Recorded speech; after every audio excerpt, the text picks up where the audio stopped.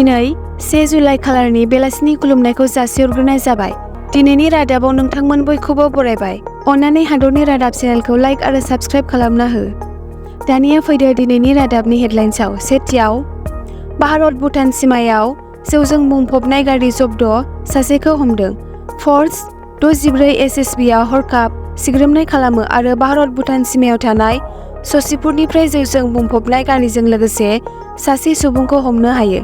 रायखांनो गोनांदि जेराव एसएसबि आरो तामुलपुर आबखारि बिफाना सानफ्रोमबो आयेन बेरेखा भुटाननि जौनि बेरेखायै सिग्रोमबाय थादों, नाथाय माखासे सोद्रोम गैयै सुबुंफोरा नुसुंसेनि भुटाननिफ्राय फैनाय भुटान जौनि मुलाम्फा गोनां फालांगिखौ सोलिगासिनो दं। भारत भुटान सिमानि ससिपुराव भारत भुटान सिमायाव थानाय सि कम्पानिनि इन्सपेक्टर एन केश' सिं 64 एसएसबिनि दैदेननायाव मोनसे आन्दोनि सुलुंनि उनाव 206 भुटाननि जौ गोनां गंसे साखा खबब्रै नम्बर AS01BF8738 खौ जब्द खालामनो हायो। हमजानाय जौजों बुंफबनाय गारिखौ उनाव सिखाव फालांगिरि फुंखा नार्जारिजों लोगोसे तामुलपुर आबखारि बिफाननो गथायना होयो। तामुलपुर आबखारि बिफाननि लोगो नायदिंगिरि सत्यजित सिन्हाया बुङो दि एसएसबिनि सुबुंफोरा जौजों लोगोसे गारिखौ जब्द खालामनायाव जाफुंसार जायो। बिथाङा बुंबावो दि आबखारि बिफाना एसएसबिनि हेफाजाबाव भारत भुटान सिमा ओनसोलाव आयेन बेरेखा जौनि बेरेखायै गावसोरनि सिग्रोमनाय हाबाफारिखौ सोलिहोबाय थागोन। नैथियाव, एबसुनि गोख्रों नाजानायाव न्याय मोननो हादों गवालपारानि दुधनैयाव बोलि जानांनाय बर' नखरा।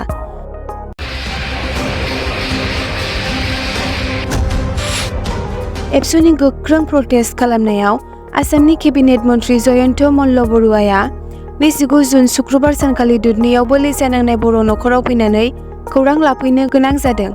बिथांनि खौरां लाफैनायनि सानसे उनावनो दायनिगिरि दहन आली तालुकदार, बाहार आली, शेखाबर आली, रमजान आली आरो पारमिना बेगमखौ न'नि आसाम सोरखारनि बिथोन बादि प्रशासननि हेफाजाबजों इभिक्सन खालामनाय जादों।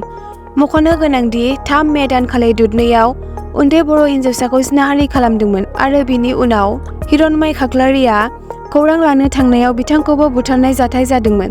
बे जाथायखौ एबसु आरो लोगोसे गोबां दोलोफोराबो खौरां लाहैना दायनिगिरिफोरखौ साजा होनांगौ होननानै दाबि दैखांदोंमोन आरो प्रटेस्टबो खालामदोंमोन।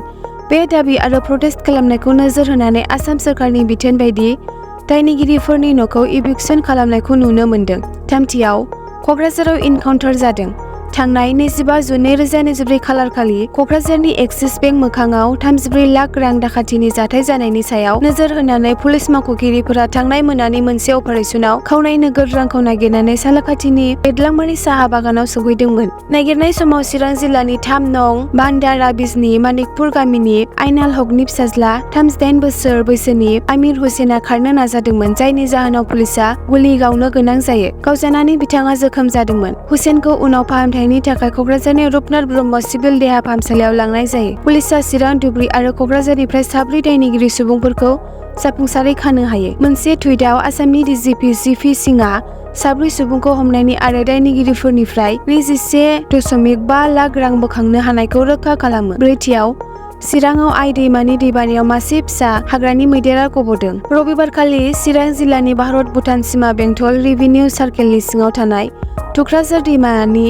दैबानायाव गावनि बिमानिफ्राय गावस्रानानै मासे हाग्रानि मैदेर फिसाया दैजों बोहैलांदोंमोन। थुक्राझार आइ फुवालि जायगानि सुबुंफोरा गिबियाव हाग्रा बिफाननो खौरां हरो जेब्ला बिसोरो आइ दैमानि देरबोनाय दैनि बिखायाव मैदेर फिसाखौ गोजानाव थानाय नुदोंमोन। मानोना दैबानानि जाहोनाव बिमानिफ्राय गावस्रानाय मैदेरनि फिसाया आइ दैमानि गोख्रों बोहैनायनि जाहोनाव गोब्राब नाजानायनि उनावबो रुगुङाव फैनो हायाखैमोन। खौरां मोननायनि उनाव चिरां जिल्ला हाग्रा बिफाननि सुबुंफोरा जाथाय जायगायाव सौहैयो आरो जायगानि सुबुंफोरनि मददजों हाग्रानि मैदेरनि फिसाखौ आइ दैमानि बिखानिफ्राय लानानै रुगुङाव लाबोनो हायो। बाथियाव, बरगाङाव गोख्रै खारनाय गारिजों सौग्रावनानै साइकेल सालायगिरिनि जिउ खहा। रबिबारखालि बिहालिनि बरगाङाव मोनसे गिख्रंथाव लामा जाब्रबथाय जादोंमोन। बरगांनि माहारियारि राजा लामा 15नि गोरान दैसानि दालांनि साखाथियाव सासे साइकेल सालायगिरिखौ AS07S6090 नम्बरनि गंसे गारिया सौग्रावदोंमोन, जायनि जाउनाव साइकेल सालायगिरिया गोब्राब जोखोम जायो। बेयो मख'जाथावदि जोखोम जानाय साइकेल सालायगिरिखौ देहा फाहामसालियाव दैथायहरनाय जायो, नाथाय डाक्टारफोरा बिथांखौ थैबाय होनना मिथिहोयो। थैनाय सुबुंखौ बिहालिनि बंग' मथननि चित्तरन्जन सरकार होनना मिथिनो मोनो। बरगां पुलिसआ जाब्रबथायाव सौग्रावनाय गारिखौ जब्द खालामो आरो गोथै सह'खौ बोखांनो हायो आरो पस्टमर्टेमनि थाखाय दैथायहरो। दथियाव कान्चनजंगा एक्सप्रेसआव जाब्रबथाय, सानै दावबायारिनि मुवा बेसादफोरखौ मिथिस्लाबै लुथिना लाङो। कान्चनजंगा एक्सप्रेसआव मोनसे गिख्रंथाव जाथाय जादों। रबिबारनि मोनायाव दिल्ली थांग्रा कान्चनजंगा एक्सप्रेसआव प्रेसारमुग रेलवे पुलिसआ सानै ट्रेननि दावबायारिफोरखौ हुस गैयै अबस्थायाव रैखा खालामदोंमोन। रैखा खालामजानाय दावबायारिफोरखौ गुवाहाटीनि आजिरा मोननाय गेजेटेड मावख'गिरि जयन्त सरकार आरो बांलादेशनि थागिरि आब्दुल्ला अल मामुद होनना सिनायथि होनाय जादोंमोन। सानैखौबो सिनाय मोनै सुबुङा जाग्रा आदारजों लोगोसे फेग्रा मुवा लाना रां, फोरमान बिलाइ आरो मुवा बेसादफोर लुथिदोंमोन। सानफ्रोमबो सोलिबाय थानाय नागिरनायाव रबिबारनि फुङाव नगावनि साबमुग रेलवे पुलिसआ सानै सुबुंखौ रैखा खालामदोंमन। आथिखालाव रेलवे पुलिसनि नाजानायाव सानै सुबुंखौ नगाव बागेश्वरी बखनानि सिभिल देहा फाहामसालियाव फाहामथाय होगासिनो दं। स्निथियाव गहपुराव गिख्रंथाव जाब्रबथाय, सासेनि जिउ खहा। गहपुर बरिगावनि माहारियारि राजा लामा 15आव मोनसे गिख्रंथाव लामानि जाब्रबथाय जायो। बे जाब्रबथाया गंनै गारिनि मोगा-मोगि सौग्रावलायनायाव जादोंमोन। गंसे टेंकार नम्बर EDAS01JC5781 आरो बलेर' नं AS13AC2675 नि पिकआप भेननि गेजेराव मोगा-मोगि सौग्रावलायो। जाब्रबथायाव बलेर' पिकआपनि सालायगिरिया जिउ गोमायो। जाब्रबथाय जानायनि दान्दिसे उनावनो पुलिस आरो अर खोमोरग्रा हान्जानि मावथिफोरा जाथाय जायगायाव सौहैयो। दाइनथियाव मोन 17 रायजोआव गोबां अखा हागोननि नायखांनाय। आसामाव थाद'नाय गैयै दैबानानि थासारि। भारतारि बोथोर बिगियान बिफाना फैगौ सानथाम सानब्रैसिम हादोरनि सा-सानजा, सा-सोनाब आरो सानजायाव गोबां अखा हागोनखौ मिथिहोदों। बेखौ नोजोर होनानै बोथोर बिगियान बिफाना बैफोर जायगायाव कमला आरो रेड एलार्ट फोसावदों। बिफाना फैगौ सानथामसिम हिमाचल प्रदेश, उत्तराखन्ड, पान्जाब, हारियाना, चन्डीगढ़, सानजा राजस्थान आरो उत्तर प्रदेशनि बांसिन ओनसोलाव गोबां अखा हानो हागौ होनना बुङो।